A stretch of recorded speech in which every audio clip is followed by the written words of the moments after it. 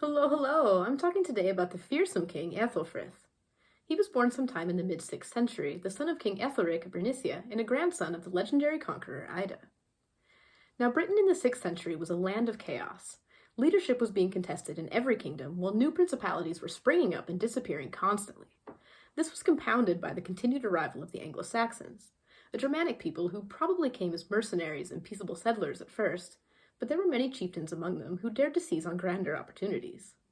This was apparently the case in Bernicia, which appears to have been a British kingdom, until the Anglian chieftain Ida either sidelined or overthrew its leaders, refounding the kingdom for himself. He was opposed by many Britons and by many rivals within his own house, and for a while his kingdom dangled on the brink of destruction like so many others.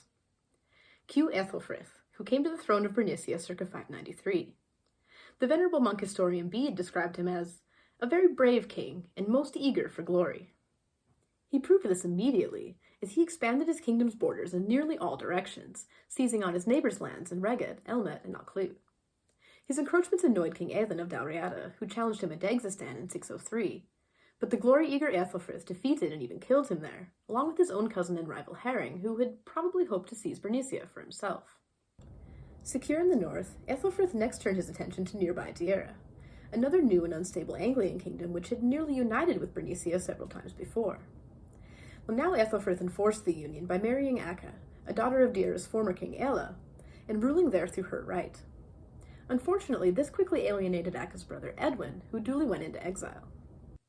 Still eager for glory, King Aethelfrith proved a continual bane to his British neighbors, who called him Fleesaug, Twister.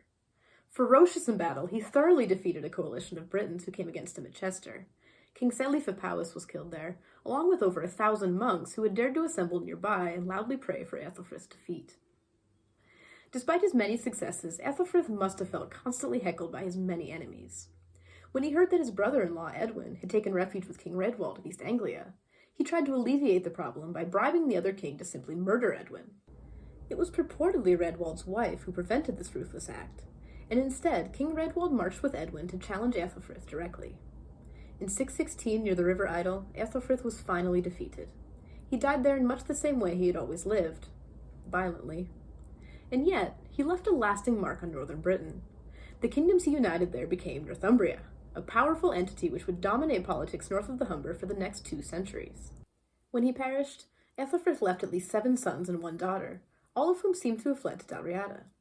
But they would all return when the time was right, and 3 of them, Eanfrith, Oswald, and Oswy, would reign in the north after Edwin's defeat in 633. That's the life of King Aethelfrith. Thank you so much for watching.